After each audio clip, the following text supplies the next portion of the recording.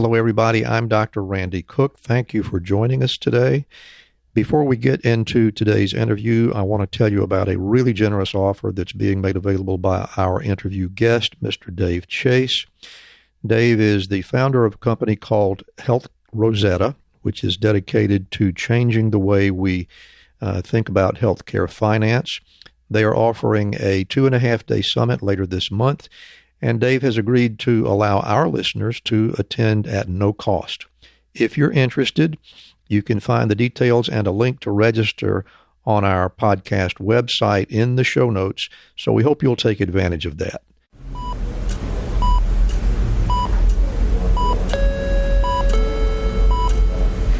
Paging Dr. Cook. Paging Dr. Cook. Dr. Cook, you're wanted in the OR. Dr. Cook, you're wanted in the OR.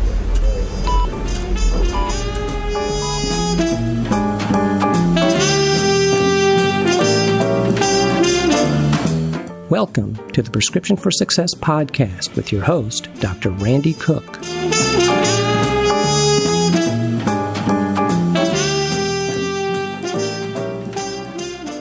Hello, everyone, and welcome to the Prescription for Success podcast. I'm Dr. Randy Cook, and I'll be your host for the program. We'll get into today's interview in just a moment, but first I want to remind everyone that our podcast is sponsored by MD Coaches, a company dedicated to empowering physicians to realize a greater potential and to achieve a greater level of satisfaction in their chosen fields. You can find MD Coaches on the web at mymdcoaches.com. As you may know, from time to time, we have interview guests who are not physicians, but yet they are having a significant impact on our healthcare system here in the U.S. And Dave Chase is just such a person. Several years ago, Dave took a close look at how we pay for healthcare in this country, and it didn't take him long to figure out that we could do much better. He founded a company called Health Rosetta, and it has had a huge impact in a lot of different communities. He has written a couple of books to tell how it's done, and most recently he's produced a movie to highlight some real-life examples. I'm glad you could join us today, so now let's hear my conversation with Dave Chase.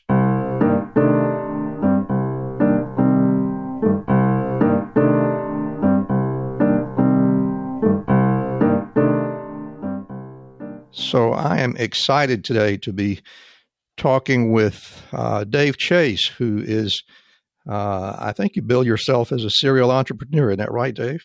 Yes, that is one of the ways I'd describe it. And it's a little different for us. We from time to time on the show, which usually features either physician guests or nurse guests or other people that are more hands-on in the healthcare world, we like to invite special interest guests, as we call them, because they're a part of the process. And I really can't think of anybody who is better suited to talk about those things rather separate from the clinical part of medicine than Dave Chase. And by the time we're through with this conversation, I suspect our audience will agree. So, Dave, if you're ready to go, I want to begin by talking a little bit about your early life. As I understand it, you grew up in the Pacific Northwest in the Portland area. Is that right? That's right. And were a bit of a star track athlete. Is that correct? Late in high school. Yeah, I started my junior year and definitely took to it. Yeah. Is that something, you have any idea what drew you to that particular discipline?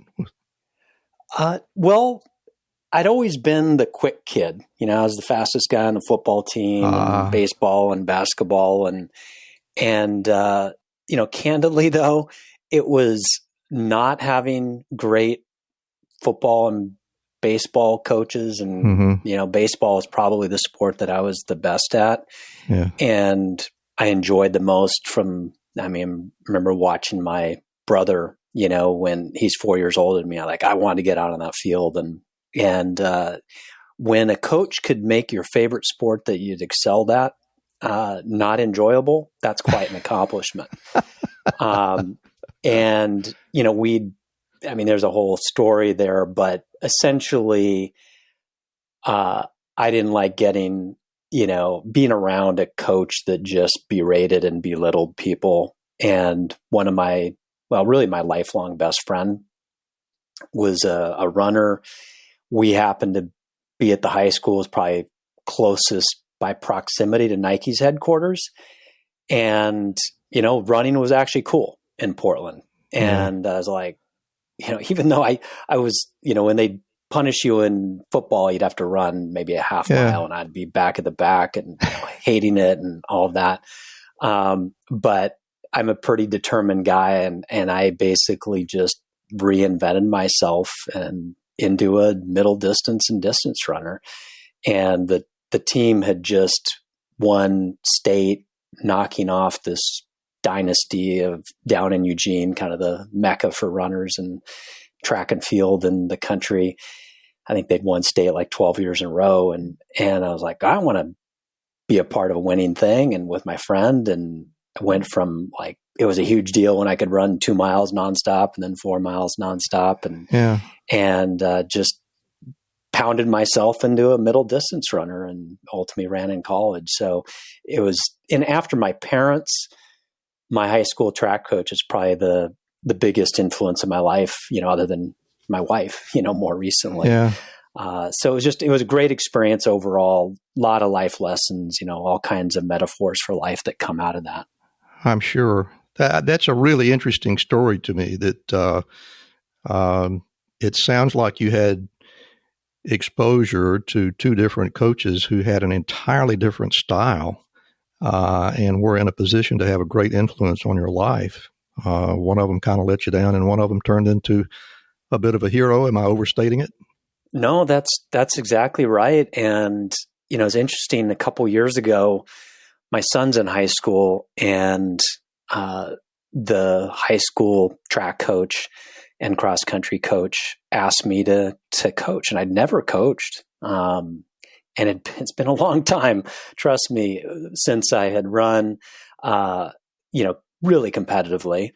And he wasn't one who tended to invite people in from the outside, but I guess saw something.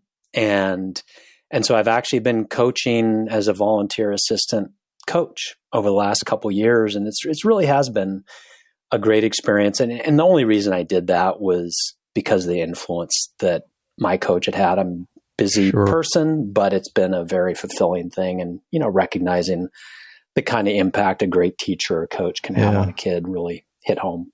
I bet it really is rewarding. But staying in that same age range, I'm wondering, back in your high school days, what your vision was for your future at that point. Did you have anything in mind, or what was the plan along about age 15 or 16? I mean, if I'm being completely candid, I was just a sports crazy kid. I mean, I was a good student. I could get into good schools and that type of thing, but it was really about sports. So I candidly did not have real clarity. I mean, at that point in time, I was strong in math and science. I'd probably flunk out right now if I was put in an 8th grade math class. But at the time, I doubt it. I was. So I said, oh, you should be an engineer. And so I knew an engineer wasn't just somebody who ran a railroad train, but I didn't know that much more about it. Yeah. And so, it wasn't, we'll probably get to career choices, and I have incredible respect and have spent immense amount of time with doctors and to a lesser extent with other clinicians. And sometimes people actually think I am one because I've spent as much time, not in their shoes, but shadowing them and so on. And I just respect the calling that so many of them have had. You probably had when you were younger. And that wasn't the case for me. I was just frankly thinking about sports and girls and, whatever, having fun. And it was later that I was really found my calling. So it was just getting through, trying to be a good kid, be a good student, but mainly be as great an athlete as I could be at that point. So even at the time that you matriculated into the University of Washington, you still weren't quite sure at that point, or were you? No, I wasn't. I mean, I ended up, starting out in engineering because that's what people said I should do because I was good in math and science. Yeah. But ultimately, I changed majors and was majored in math and finance. I guess that was still the numbers part of it. But I really wasn't, I got in, and got through the weed out courses, and people said, oh yeah, the further you make it in, the more you'll enjoy it. And I'm like, really? I'm not enjoying it more. Like, what's going on here? And so even though I work also with a lot of like software engineers, it just really wasn't what floated my boat. And so it took a while for, fortunately I was off the streets, wasn't causing any mayhem, but I wasn't like I'd truly found my way for quite a while. Mm-hmm. And you never ventured into college athletics at all, I guess? No, I did. So I ran at the University of Washington. And so that certainly remained an important part of my existence. And, I was pretty... So there was still an area of discipline there somewhere. Oh, yeah. I mean, there's... people who know me definitely think I'm a pretty disciplined guy. I mean, I might miss a day or two of working out, every year. And I was competing pretty hard, not like professional or anything, but, into my early 40s. And so, yeah, there's always been that discipline, for sure. I mean, I wasn't going to get outworked in whatever sport I did. But that's what it was about at that point. And it was really at a later point when I was really shifting focus to professional when I was at Microsoft that at some point I was like, why do I like this so much? And there were a few reasons, but one of it was competitive, and I liked competing and achieving and all of that. So even when you had finished up with your bachelor's degree and made the transition into graduate school at Northwestern, the plan was still not set. Is that what you're telling me? This is really interesting.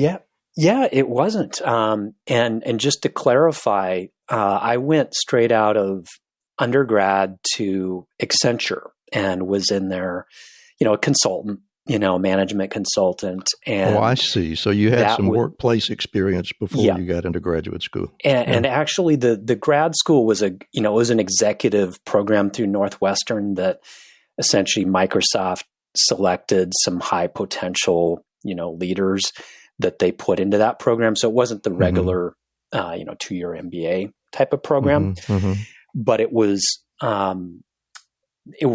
at Microsoft that, well, actually at Accenture, I was just randomly put on a healthcare project. That was one of my first clients. And it wasn't because I had any particular experience there. I mean, that's kind of their model, is they sort of, mold people and mold talent and train them. And it was through that experience I spent time in a couple dozen different hospitals, essentially putting in health IT systems and working on what's now called revenue cycle management.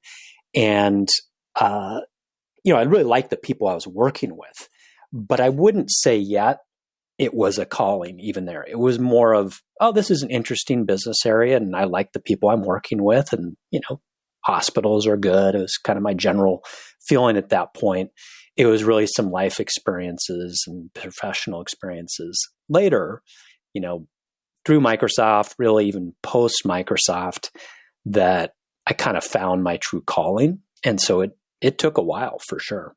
What I'm hearing is that from the standpoint of your formal education, the university education, you really weren't particularly finding your direction, but it was when you got into the workplace that things began to make sense. If I'm hearing this right, am I in the right territory? And really, I mean, some of this is on me, of course, but the way the education system was set up, coupled with sort of my mindset, school was kind of a game to be beaten, and I could play that game well. But it wasn't really until my late 20s that I found out that I loved to learn, but it wasn't the way the academic setup was set up that really I loved to learn that way. I mean, I like to learn by a lot of reading and talking to people and experiencing it and all of that. And I'm pretty voracious once I'm on something. But it really was this experience later on that sort of drew me to where I am now. That's very interesting. And it's particularly interesting to me because as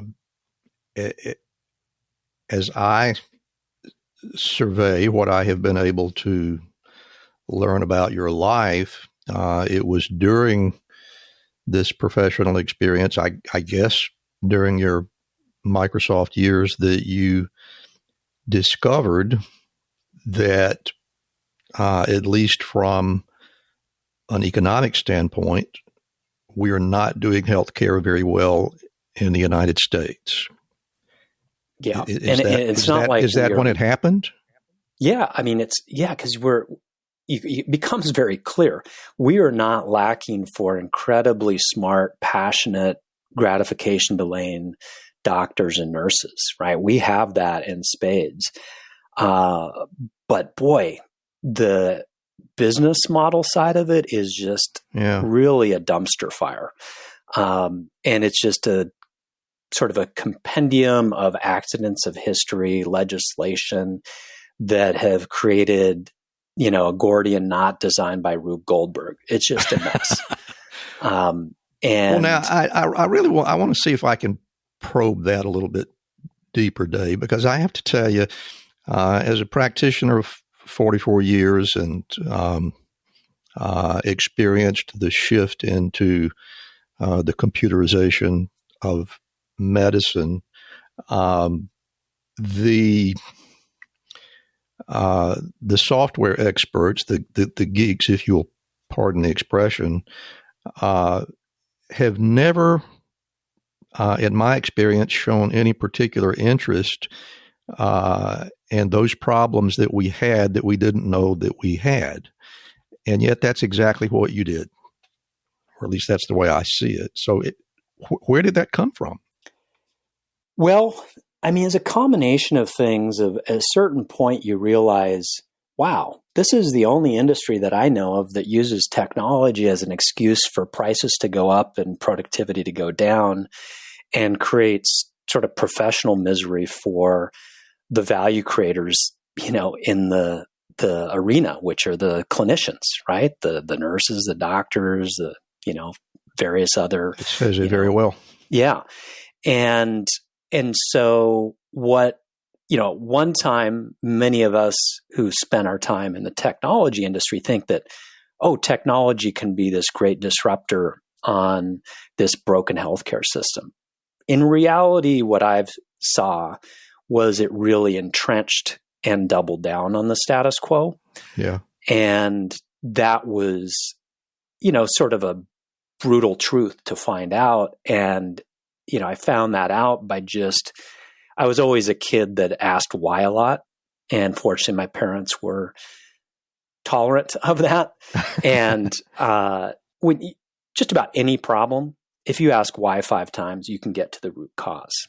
And it was through personal tragedy that really put me on this issue like a dog to a bone, where I just wasn't going to let go. And it was there where I dug deeper into the problems, into the underlying economic models. I mean, I was quite familiar with some facets of it, more of the technology, some of the revenue cycle management, which is, just a fancy term for, getting big bills out for hospitals and getting paid on time. And that you saw that, but I really wasn't very familiar with how health plans were set up, and definitely didn't know much about how employer health plans were set up, other than I'd received, benefits as an employee, and I'd signed off on big checks as a CEO of, companies, but I really didn't know about that part. And oh my gosh. And by the way, as I've, I guess become quite knowledgeable on that, I found that frankly, most people are in that same bucket, and maybe it's surprise to people outside of the clinical arena that your typical doctor really does not know about the economic underpinnings of that really kind of creates the oxygen that they breathe, and frankly drives a lot of the dysfunction and burnout that's so evident right now.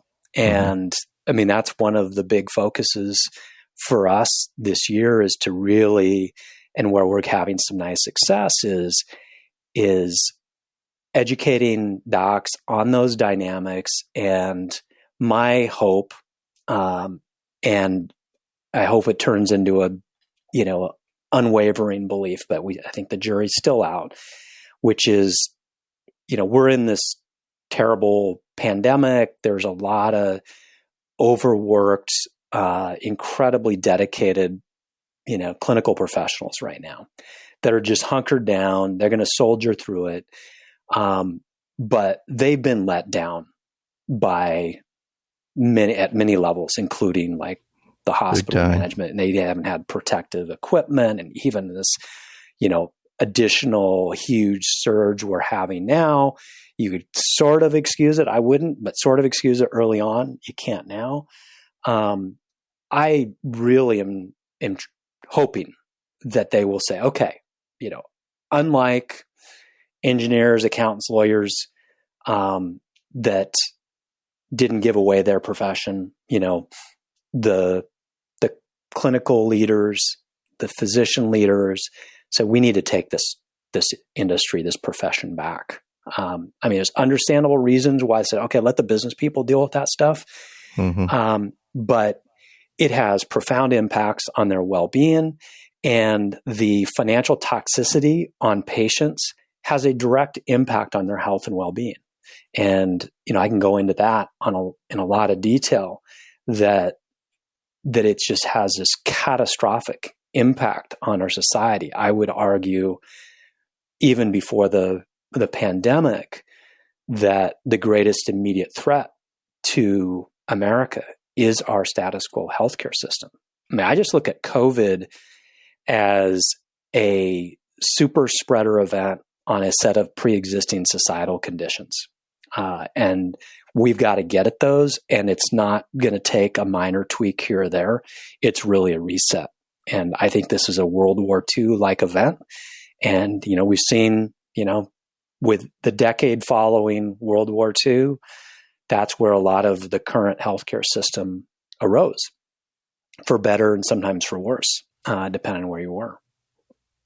I'm really fascinated that you have had that level of insight, and I want to continue to follow up on that. But I also want to sort of stay in the chronology, if you will. Yeah. And in looking at your record, looking at your CV, it looks to me like the first big creation that came from you as it applies to healthcare is this product called Avado, which was eventually turned over to WebMD. Can you tell us about that one? Yes. The one addition I would say to that probably until what I'm doing now, the most people knew me about was I started Microsoft's healthcare business. And so, that's a $3 billion business for them now. Of so that course. was, I didn't intentionally want to downplay that. Yeah. So that was, but obviously within a bigger enterprise, whereas Avado was something that I, sort of created out of whole cloth with, of course, the rest of the team. So that was actually, Avado came after over a decade away from healthcare. So I had a significant detour away from healthcare, essentially in kind of internet based businesses and internet based media. And it was some of the personal tragedy that really pulled me back into healthcare and Novato, and then ultimately Health Rosetta, which we'll probably talk about later. Would it be intrusive? Would it be too intrusive to talk about that personal tragedy at all? I don't want to. No, not at all. I don't want to be too invasive, but I think this is important if you're willing to share. Yeah, no, I've been candid about it, and in fact, even in the preface of my book, I spoke about some of it. By the time I was in my early 40s, I'd had 10 friends my age or younger die, and that's quite a lot. And my goodness, that's, of course, all those are gut punches, but it was the last one that was really hit me hard. It was a woman who was a friend who'd had sort of a similar career trajectory, done the right things, saved money, and long story short, a complete system failure in terms of she got the wrong diagnosis, which led to the wrong treatment plan, leaving her financially and medically and psychologically devastated, ultimately leaving behind as a single mom, a 10-year-old daughter. And as I looked at that, I had realized, this is not an anomaly. This happens. I looked into it and I really needed to understand. And so that's what caused me to really dive into this, and make the sort of statement that I said a minute ago about it being the greatest immediate threat. And I have a chapter in one of my books that said, we've gone to war for less than what the healthcare system has done to America. And like I said, it's not because of lack of talent. I mean, no country has more talented, passionate clinicians than we have. It's the system they operate in, and I mean, the greatest, it's like, there's some expression, culture eats strategy for lunch, and there's sort of the corollary, right? You get into a toxic culture, you could be the greatest person in the world. You can't do great work. And you may get, negative yourself. And so that, led to a lot of soul searching and asking why a lot and looking at the magnitude of this problem. And I believe, given it's, nearly $4 trillion industry, and, no industry spends more on lobbying than healthcare. In fact, they spend more than oil and gas, defense, and financial services combined. And you look at that, a lot of docs, frankly, when they hear what I'm doing, they're like, good on you, good luck with that. It's sort of the message. Yeah. And because they've tried to fight it from within the beast, or everybody's been beaten up. Yeah. Yeah. Yeah. And they get beaten down. And so, my belief is that to have a prayer, and it's still, of course, an uphill battle. The only thing that has a prayer is a long-term, true grassroots, bottom-up movement, like you see in things like the food movement or climate or civil rights. I mean, these are multi-decade challenges. Mm-hmm. And this is, but that also probably gives you one of the few advantages you have versus the status quo, in that most of the status quo is chasing their tail on quarterly and annual cycles. Mm-hmm. And when you can have a strategy that's a 5, 10, 20, 30-year strategy, you start to have a prayer.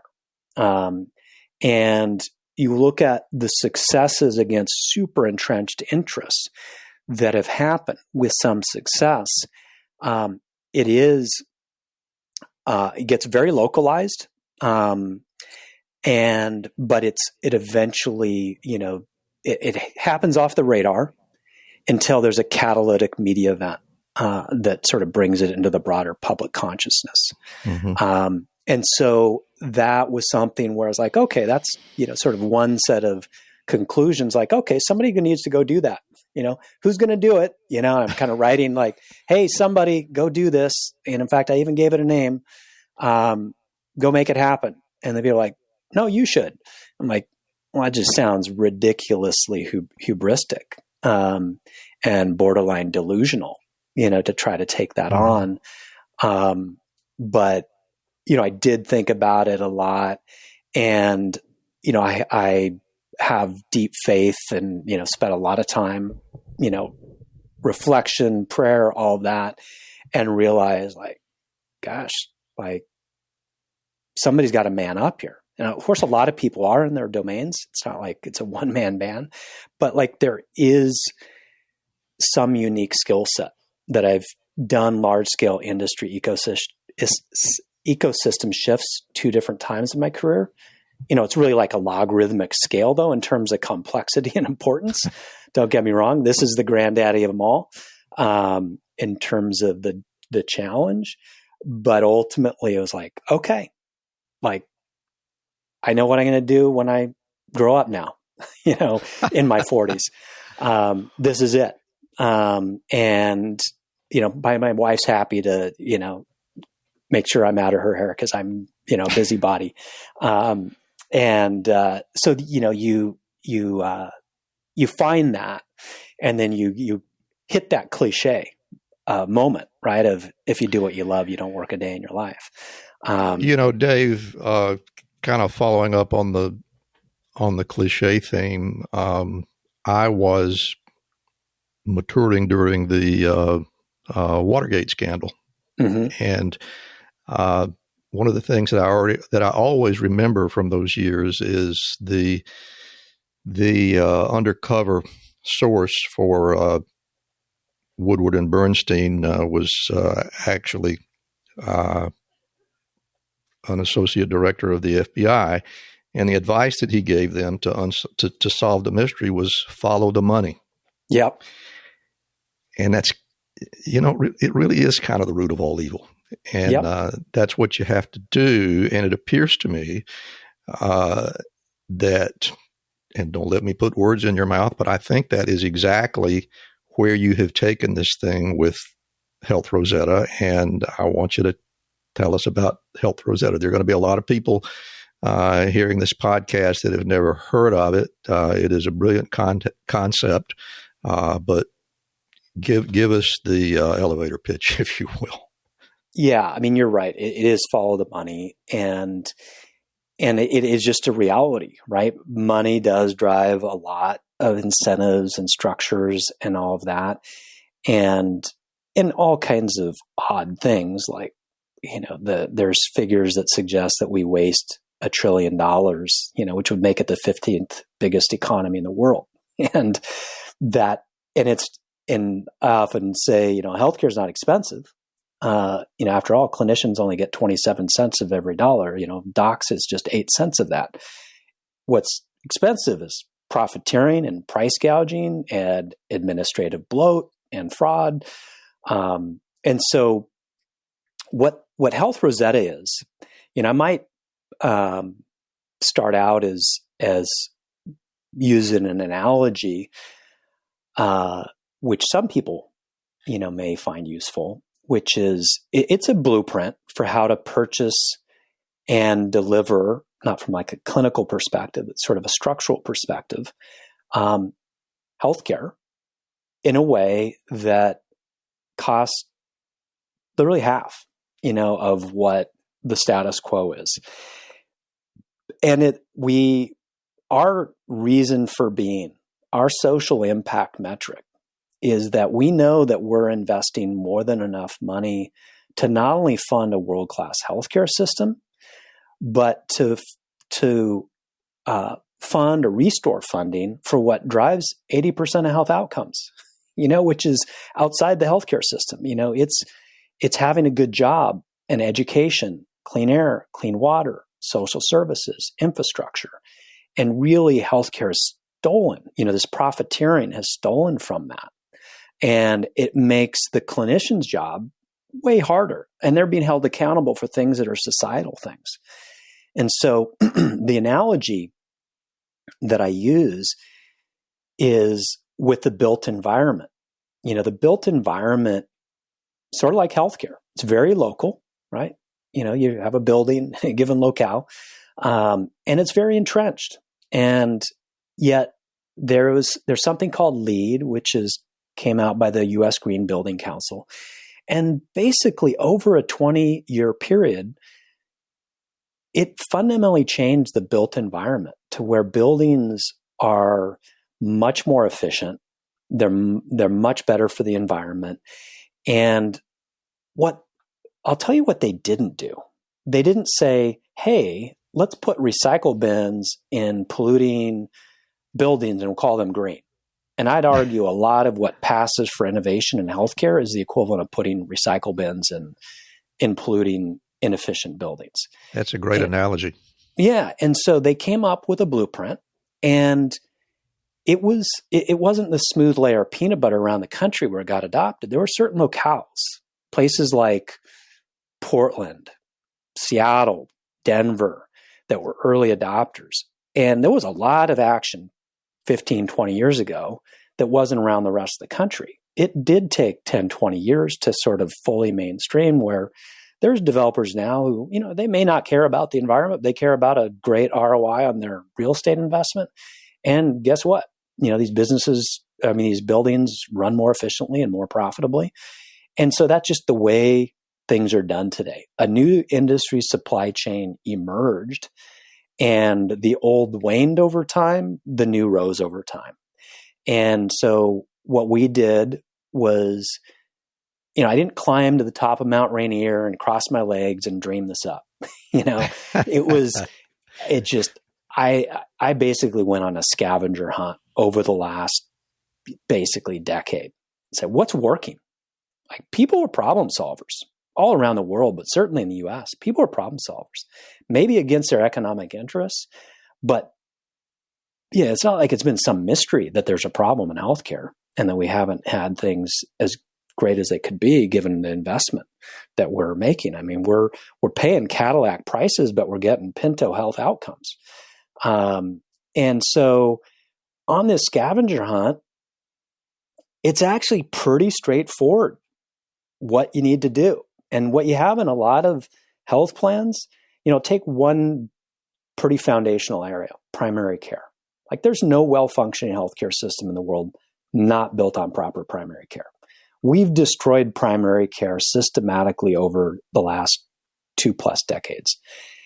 And so rather than let's put 40 different Band-Aids on broken primary care, which is what is, if you look at all the little, features in health plans that they've got, you can have this app or this nurse call center or this carrier doing this, or, you name it.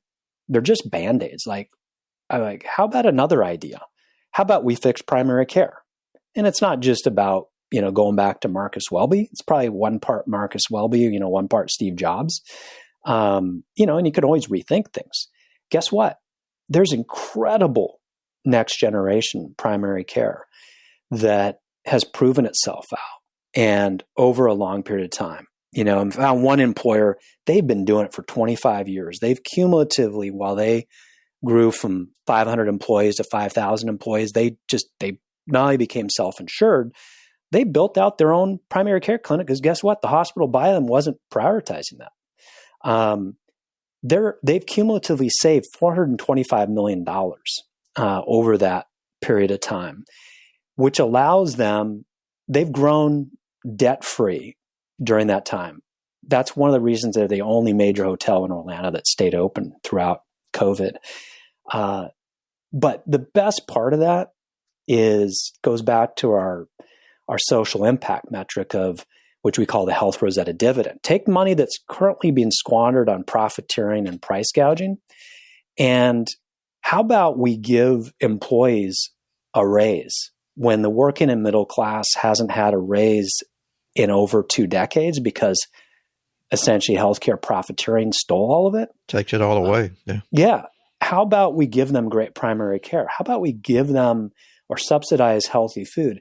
How about, because we've saved so much money, we can afford to not only pay for the employees' college education. These are nurses. I mean, these are maids and maintenance workers at a hotel company. Largely immigrant workforce. They pay for the employees' college education and the employees' kids' college education with some of that savings. And if that wasn't enough, they adopted a once crime-ridden neighborhood. This is where, if you were a tourist and you wanted to get your drugs when you were in Orlando, you go to Tangelo Park. In fact, you'd probably go to the elementary school, get your drugs there. Well, they said, we're going to invest in kids and education in the form of daycare, pre-K, parent education, after-school programs. So far, they funded 450 college educations.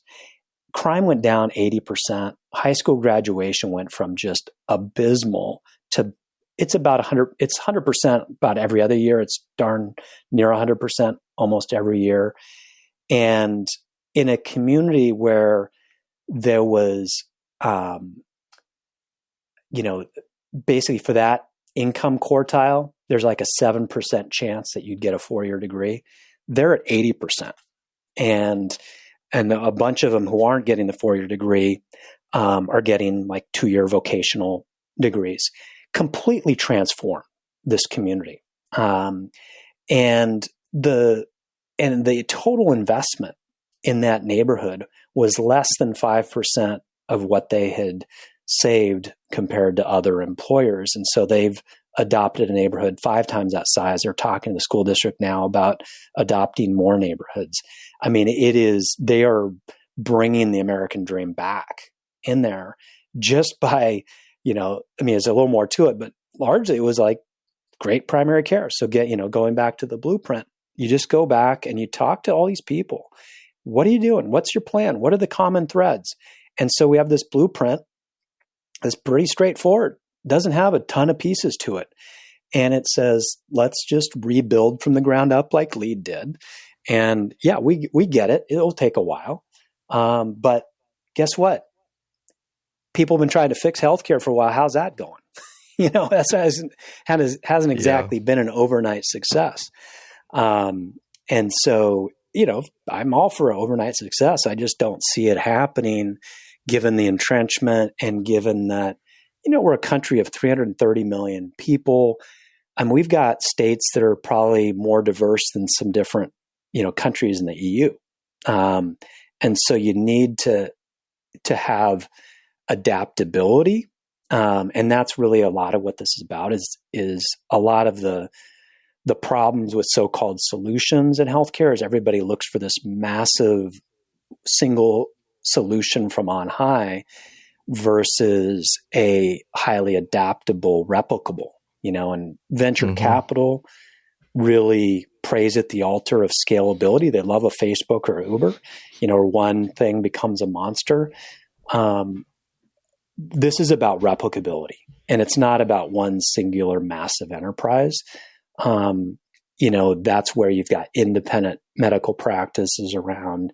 You've got localized, what we call community-owned health plans, that if you look around the world, around the country, where you have the best overall health and well-being of communities, there is what I'd call a community-owned health plan, and there's different models there. We can get into that, but we're all about empowering community-owned health plans. And if you flip those words on their head, that's what we have today. We have disempowering Wall Street rented sick care plans. That's where we're at.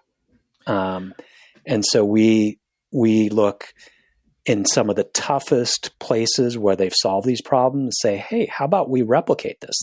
It's not, the hard part isn't finding what's working. They're out there if you look. It's the real puzzle is how do you get that to massively replicate against, a lot of entrenched interests.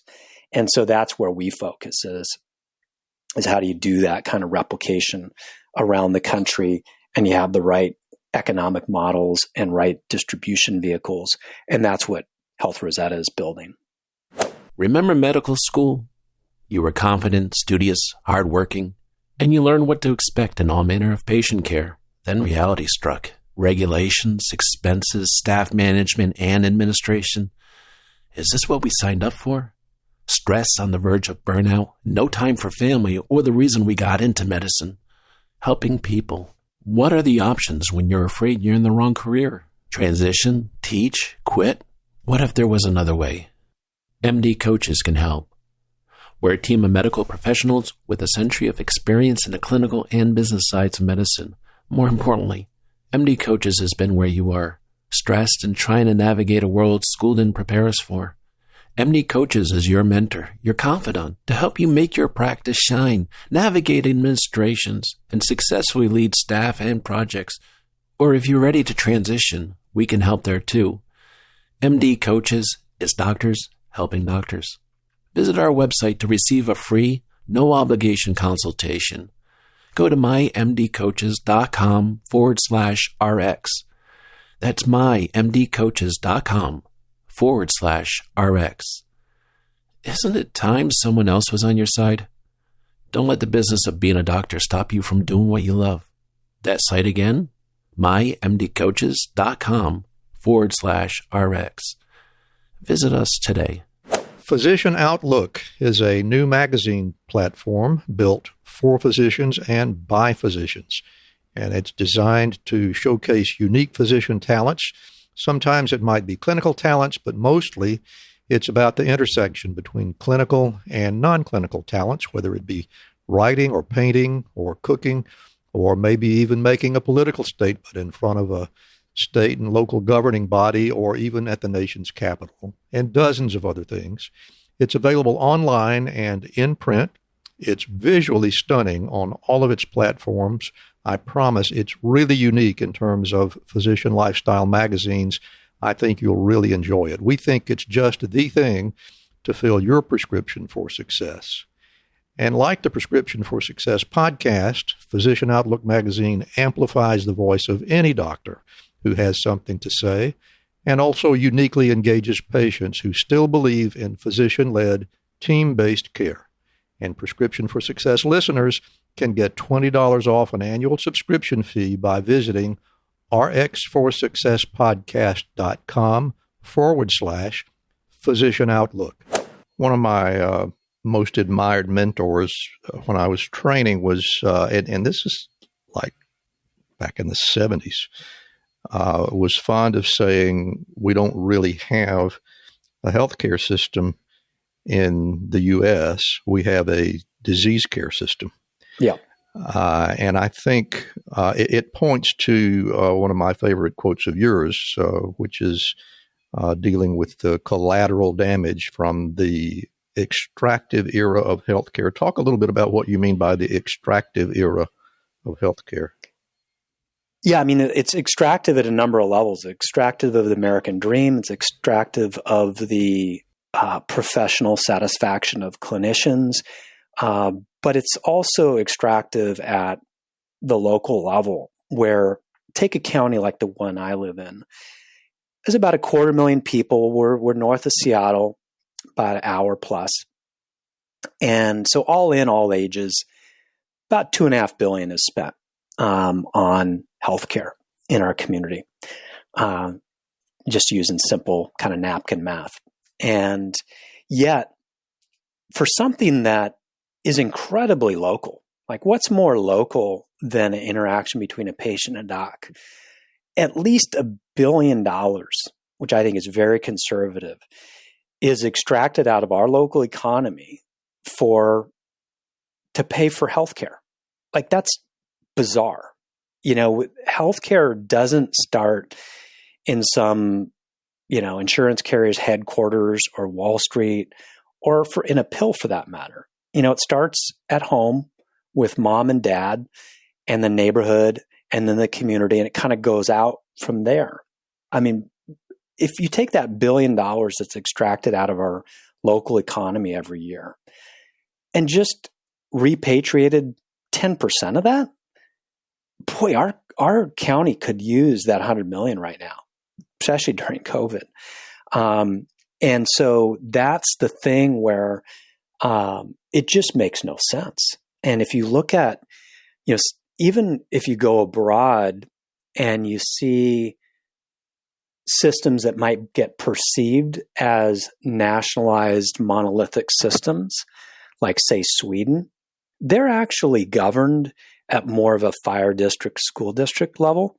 And they know that, in Jönköping, Sweden, and they see that, gosh, there's a lot of diabetes and hypertension and whatnot. Like, here we would call that the primary diagnosis. There they would say, you know what, the primary diagnosis is loneliness and dependence, and other issues. That, how about we address that? And so how about having programming for seniors and classes and lifelong learning, and that actually can have a better return than some pill might have, or some even surgery might have in some cases. And so it's taking that broad view of health that I think is really important. And that's where you can look at the fractals of a community as a employer, a union. And that's where we have a lot of examples in those arenas. And, another analogy that I would draw and sort of how this can come into being is, if you use a tech analogy and you say, gosh, well, how did the internet, come into being? Well, it looked like this. People started buying PCs in the early 80s. And at a certain point, they said, well, it'd be nice to share some files, between these, and share some printers, so everybody doesn't have to have a separate printer. So then you had these things called local area networks. And then at a certain point, and so, it was literally network wiring and protocols that allow that communication to happen. And then like, gee, it would be nice to communicate with people in our other office, or our business partners, or our customers. So you had called wide area networks. And that laid a lot of the literal metaphorical wiring for when the World Wide Web came along in the mid-90s. There was almost a sleeper cell of these protocols. The protocol of the internet is called TCP/IP. That was shipped in PCs, that didn't even have connection to the internet, local area networks for a while. And so in this analogy, individual great primary care would be like a PC. Certain employers doing things in a common way, maybe they're all part of a direct primary care practice, or, something like what Rosen did if they're a little bigger employer. And you start knitting these things together over time. They may share risk pools. They may share primary care. They may share ways of contracting with providers. Those type of things that then at some point they're like, maybe we should do insurance risk captives, or maybe we should turn this into a cooperative, or maybe we should put our plan together and also add in a Medicare Advantage plan. Like, it's actually not a big leap. And rather than having to raise tens or hundreds of millions of dollars to start a new health plan, you actually have the building blocks already. And you look at a place like Tyler, Texas. Heck, I didn't heard of Tyler, Texas 2 years ago. And they're doing incredible things there, kind of in that model where they kind of built out brick by brick. They had some great docs, great benefits advisor, and the secret's out. The CEOs can't keep their mouth shut because they're all spending 40% less with way better health outcomes, and people are actually able to get raises. So that type of thing. I'm glad you brought that up. I think people are under the erroneous assumption that the sort of thing that you're talking about works fine in big metropolitan areas, but it can't happen in smaller communities. But clearly, you all have given the lie to that notion. Yeah, I would say the most action I see is probably starts at like 30 to 45 minutes outside of a major metro and then fans out to about 2 hours. I would say that's because a lot of mid-market employers, they're sort of 50 to 5,000. One of the conventional wisdom items that is wrong in 99% of the cases is that if you want to change healthcare through the employer arena, you have to have jumbo employers. And we just had the, Amazon, Berkshire, JP Morgan thing, collapse. That's one in a long line. And, we could pick apart that, but there's a long trail of tears in terms of jumbo employers trying to do things. The action is in the mid-market. Often it's family-owned businesses where they've just had enough. They're like, my gosh, everywhere, like, Harris Rosen at the Rosen Hotels. He's like, gosh, everywhere else in my supply chain, the value proposition at worst stays the same every year. It's not like every year I pay more and get less, like in healthcare. And he's like, screw that. Like, we can, I don't know anything about healthcare, but I'll figure it out. And they did. And that's what you see. And the thing is, people, the folks who own and run these organizations, by and large, in that 50 to 5,000 segment, really care about their employees, and they're really frustrated. They're like, my gosh, like, I feel like I've given these people raises because we're spending a ton more, but they actually haven't taken any more. In fact, their take home is less. And if they're really astute, they realize that this system is run amok so much that it's their dollars that funded and fueled the opioid crisis. Who's impacted by the opioid crisis? Working age people and their dependents. Where do you get your health plan if you're working age? Overwhelmingly from your job. And so the status quo isn't only expensive. It's not innocuous. It has them as a financial toxicity. I mean, I am absolutely convinced a big reason why you have really high levels of suicide amongst middle-aged males is because of the financial issue that healthcare has caused. When you look at the numbers, let's put it in really black and white terms. When you have 2 or more years of wage stagnation or decline, that's called an economic depression. That's one of the definitions. The working and middle class is in over 20 years. This is twice as long as the Great Depression. This is longer than 1930s Germany. You have crazy stuff happen when you put people in that level of economic duress. And you don't have to connect 10 dots. This is a direct line between healthcare, this system run amok, and that issue. And that's why I'm so passionate about it. And when you see the opposite, where it's really working, like a Rosen, or, you see, just like at an anecdotal level, one of the employers that adopted this recently, getting family-owned business, one of the businesses they have is a convenience store. One of the cashiers came in and sort of happy tears to the CEO and said, thank you. She was making, less than $15 an hour. She has some serious condition, expensive medication. Net, she and her husband and their kids have not had a vacation ever. And for the first time, because they got smart about how they procured their drugs, she had no cost sharing. They were able to take a vacation. Like, is that so much to ask for, to be able to take a vacation with your family? But it's healthcare that prevented that from happening. And it's not the clinicians. They're doing brilliant work. It's this monster around them that's just T-Rex, or Godzilla or whatever, the right. And, I never really thought about it. It makes so much sense that it should probably be easier to make this happen in the smaller business environment as opposed to the multinational corporations, because in the smaller businesses, you have fewer people that are capable of making decisions and doing things. Whereas in the multinationals, you got to have a committee. Oh, yeah. They're probably working on their 2024 health plan right now. And the jumbo employers, and in fairness, they've got people all over the world. They've got lots of challenges. And they feel very powerful because they think they can compete in the market because of their size. Yeah. And they can also, candidly, they can be sloppy and lazy if they're very profitable.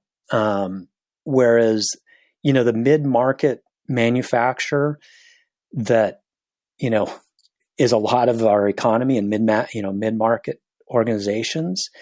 Like I was talking to the CFO of Pacific Steel and Recycling, where they took their spending 4 years ago.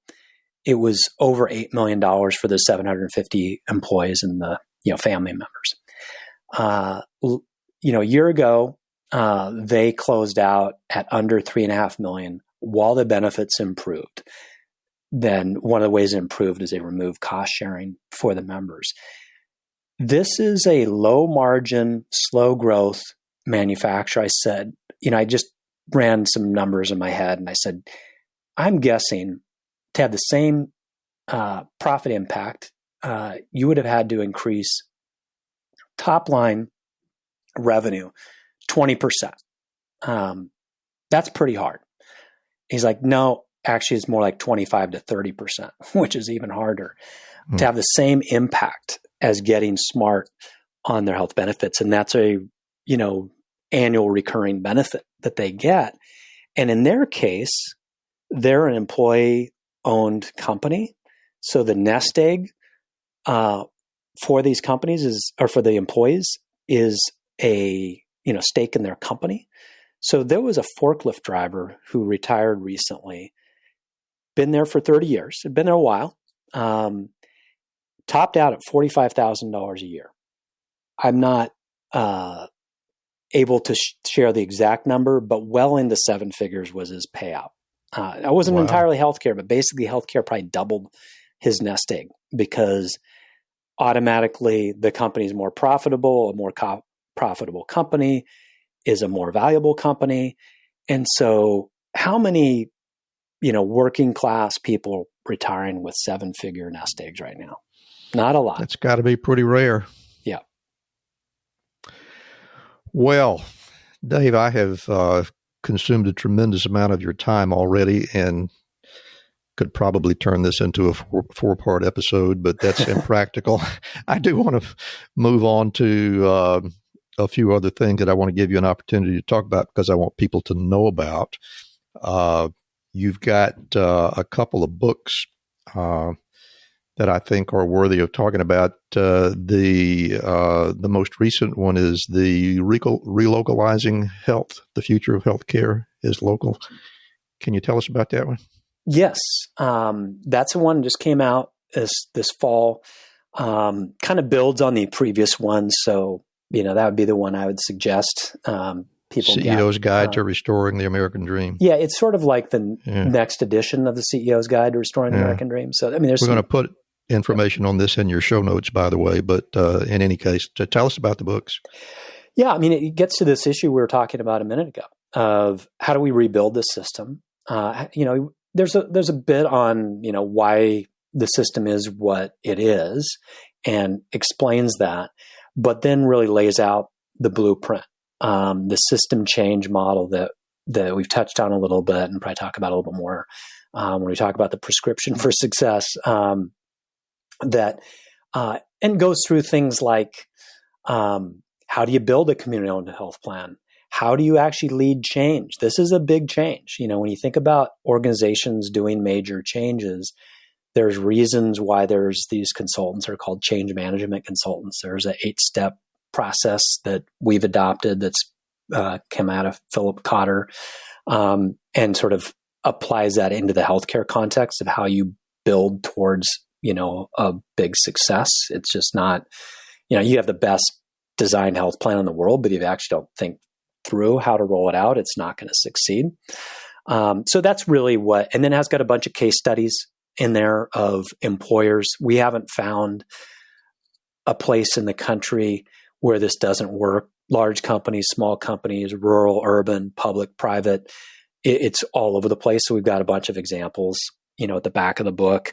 I actually have a appendix on why, written by a doc, actually an ER doc, on why doctors are losing empathy, that sort of speaks to the implication on clinicians, because this isn't a book explicitly focused in on clinicians, but I want regular business people and regular citizens to understand that the average Joe just thinks, oh, doctors got the high life, right? They're making a ton of money and all's good.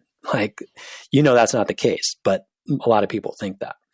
And so, yeah, that's kind of the gist of the book is going through this system change model that has lifted tens of millions of people out of poverty in India, and then is remaking about 25% of our inputs into the food system as wheat. That's one of the realms we get into of how it's remaking that and how this system change model can be adapted into the healthcare context, even in the face of huge entrenched interests. Well, I have to admit, I unfortunately have read neither of the books, but I'm really, really looking forward to immersing myself in those. And another thing that I want to give you an opportunity to talk about that I also want to take advantage of is, my goodness, there's no end to your talent. You've become a filmmaker.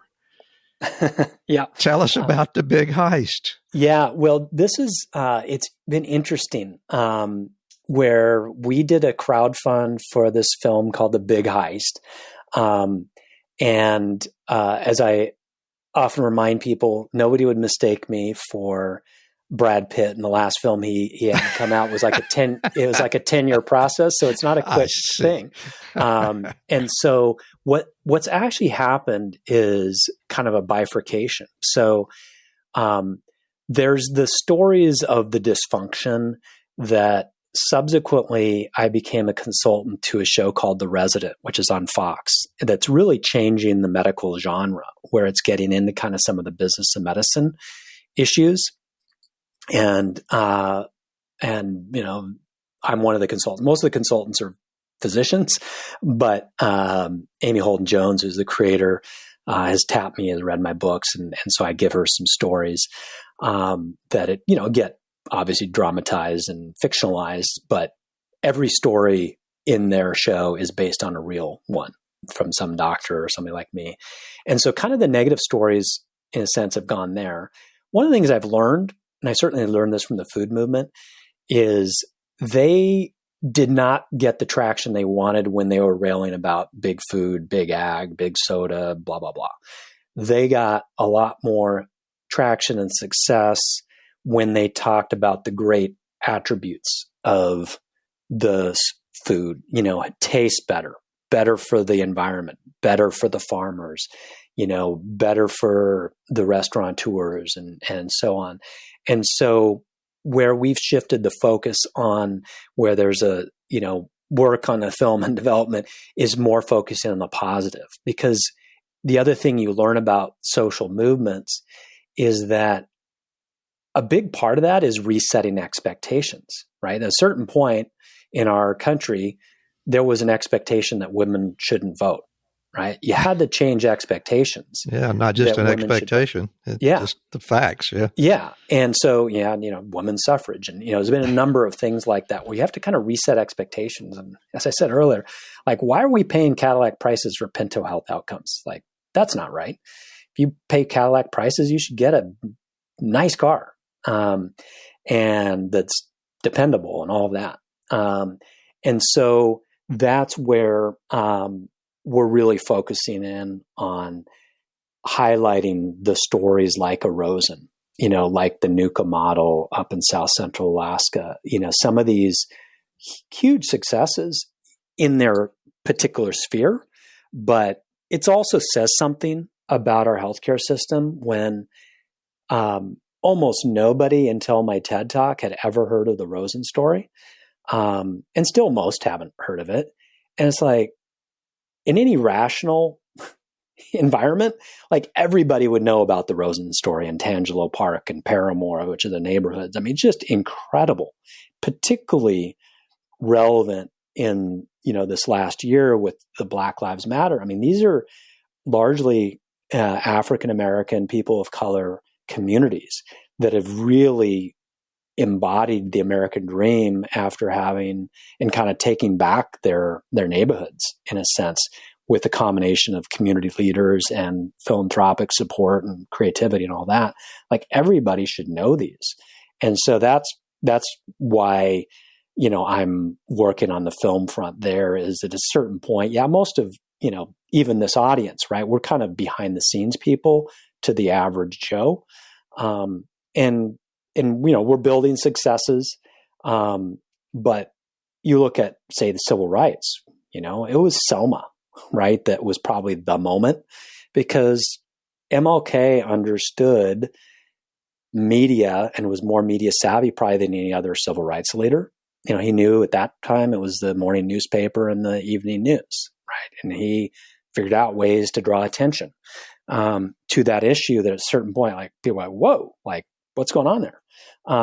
And, you look at that in, Food Inc. and Super Size Me and these type of things where, media can be a source of division and distraction, but it can also be a tool for persuasion and changing hearts and minds. And obviously we want to do it, from the positive perspective.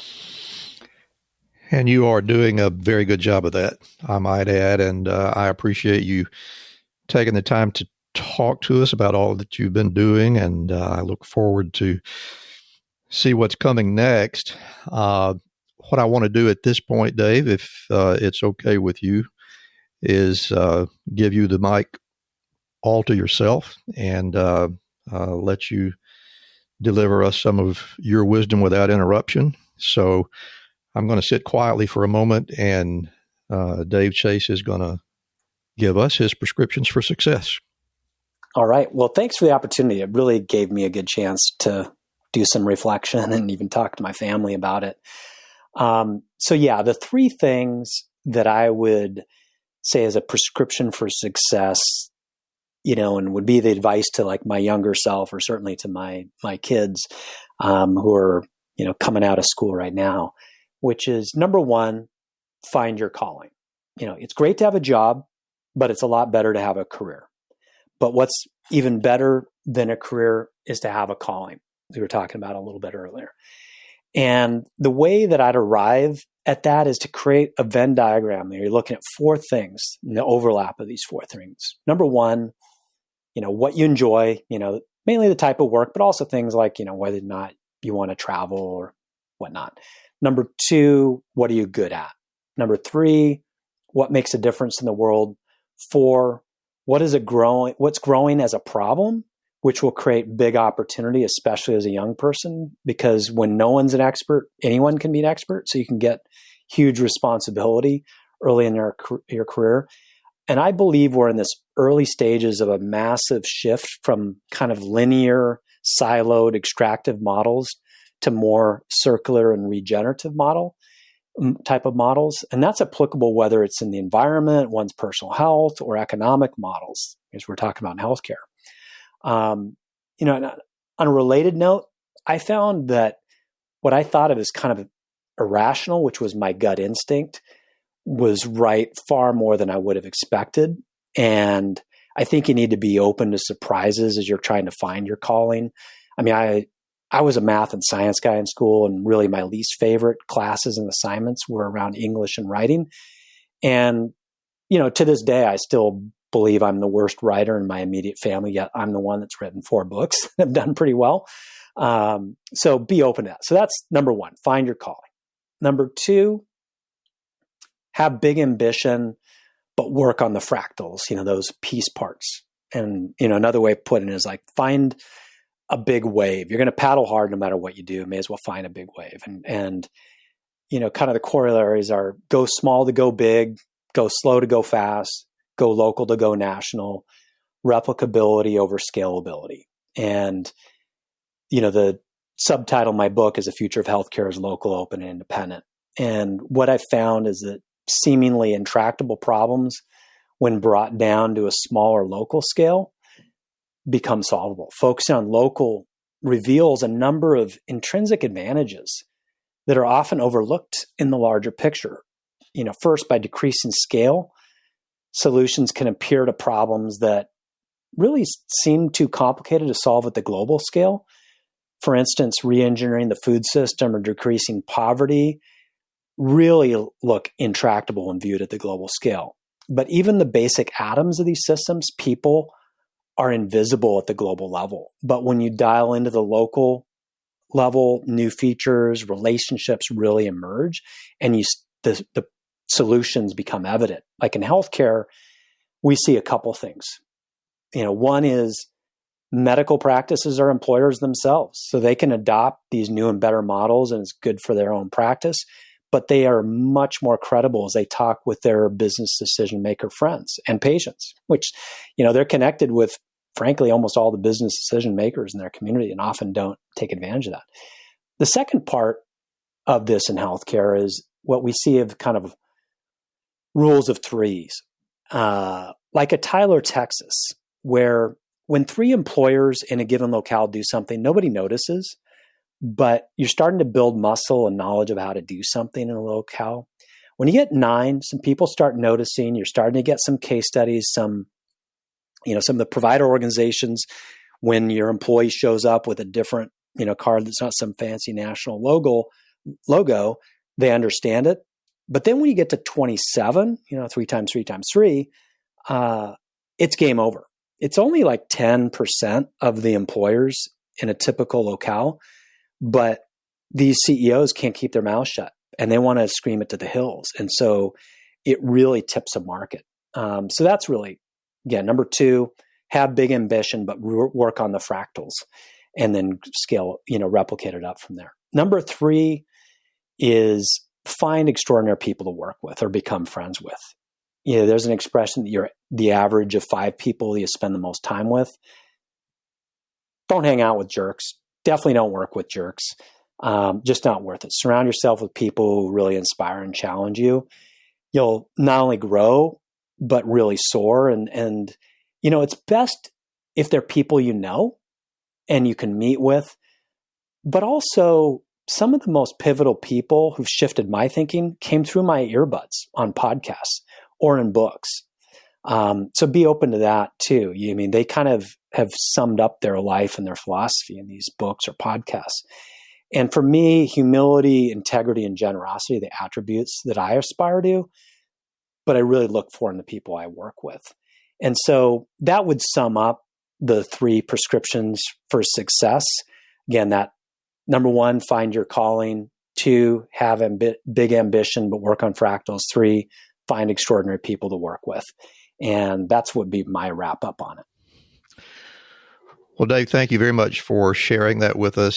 Hearing that, it's easy to figure out how you got to be as successful as you have been. And I'm grateful that you were able to spend some time with us today. Before we leave, I want to give you one opportunity to let us know where people can find you, if you'd like to share email addresses or websites or things of that nature, and also let us know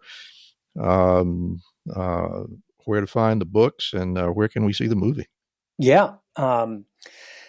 So I'm not the Sopranos producer. So if you Google Dave Chase or David Chase, that's not me, although I've done a little better than him on Google. So usually you can find me pretty easy that way.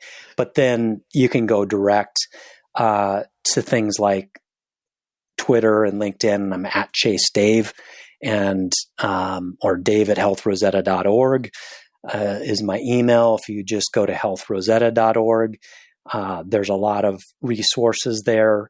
Part of that local, open, and independent. The open part is we're very open source about what we're doing in the books, the website. And that's one of the ways, as I get into in the book, you actually have a prayer against super entrenched interests. And so that's very accessible that way. Love to hear from folks, especially docs, that want to make change. And I do think as a group, they haven't used their trust that's been well earned in their communities. I mean, the most trusted professions in America are doctors, nurses, and pharmacists. And they really need to take that and say, enough is enough. We should have a great healthcare system that treats people with humanity, whether they're the caregivers or the patients. And we often don't do that. Well, Dave Chase, serial entrepreneur, author, filmmaker. It has been a great pleasure. Thank you so much for being here. My absolute pleasure. Thanks for inviting me on.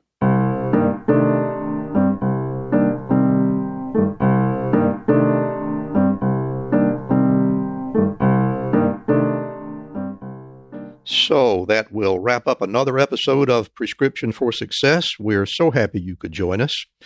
But before we go, I want to invite you to visit our website at rxforsuccesspodcast.com, and please join us as a subscriber. While you're there, you can learn more about today's guest as well as past guests. It helps us a great deal if you would leave us a comment and a 5-star review if you're so inclined. We look forward to hearing from you. We thank you very much for listening today, and don't forget to fill your prescription for success with my next episode.